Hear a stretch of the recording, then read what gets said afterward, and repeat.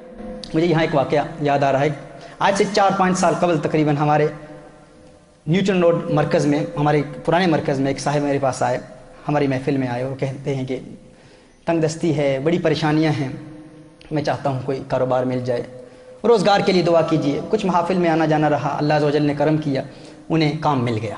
میں نے پوچھا، میں نے سوال کیا کہ کیسا ہے روزگار، کیسے چل رہا ہے؟ تو انہوں نے کہا اللہ کے کرم سے الحمدللہ محافل کی برکت سے کام مل گیا ہے اور اچھا کام چل رہا ہے الحمدللہ، محفلوں میں آتا ہوں، اس کی برکت سے سب کچھ ہو رہا ہے. تو میں نے ان سے کہا کہ بتائیں تو عبادات کا سلسلہ کیسے ہے؟ کہا نہیں ایک مسئلہ ہے، وہاں پر جو میرا امپلائر ہے وہ مجھے نماز نہیں پڑھنے دیتا، عبادت نہیں کرنے دیتا. میں نے کہا اچھا عبادت نہیں کرنے دیتا تو آپ کو تو کام چھوڑنا چاہیے پھر. انہوں نے کہا نہیں ارے اتنی محفلوں میں آ کر اتنی مدت کے بعد، اتنی کوشش کے بعد، اتنی جد و جہد کے بعد، اتنی دعاؤں کے بعد آج کام ملا ہے اور آپ کہتے ہیں کہ نماز کے لیے کام چھوڑ دوں. میں نے کہا آپ کام کیوں کرتے ہیں؟ کہتے ہیں اس لیے کرتا ہوں تاکہ روزگار ملے، تاکہ دولت ملے، تاکہ اپنے گھر کے اخراجات چلا سکوں، گھر چلا سکوں. میں نے کہا نہ، کام کرنے کا مقصد یہ نہیں ہے، وہ تو ملنا ہی ہے. ہم کام فقط اس لیے کرتے ہیں کیونکہ کام کرنا سنت ہے، وہ جو اللہ نے لکھا ہے وہ تو مل کر رہے گا. اور قانون کیا ہے؟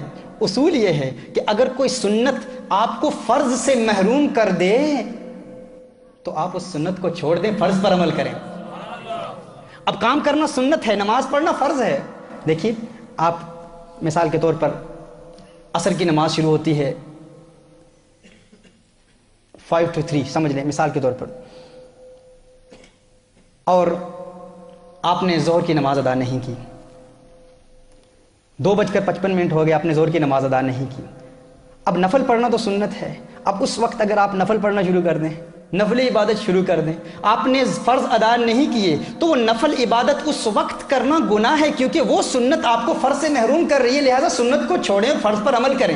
میں نے اسے کہا کہ آپ کام اس لیے کر رہے ہیں کیونکہ کام کرنا سنت ہے اور الٹیمیٹلی جو لکھا ہے وہ تو مل کر رہے گا، لیکن یہ کام آپ کو فرض سے محروم کر رہا ہے تو آپ کام کو چھوڑیں، فرض ادا کریں.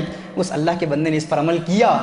دعا کیجیے اللہ عز و جل مجھے بھی اس کا یقین دے دے جتنا یقین اللہ عز و جل نے اسے دیا تھا. اس نے اس پر عمل کیا، کچھ عرصے کے بعد مجھے ملا. میں نے کہا کیا کیا، کام کا کیا ہوا؟ کہا چھوڑ دیا. میں نے کہا روزگار کیسے چل رہا ہے؟ کہا اللہ کے کرم سے ایک ٹیکسی بیس کا خود مالک ہوں، ابھی خود مالک ہوں.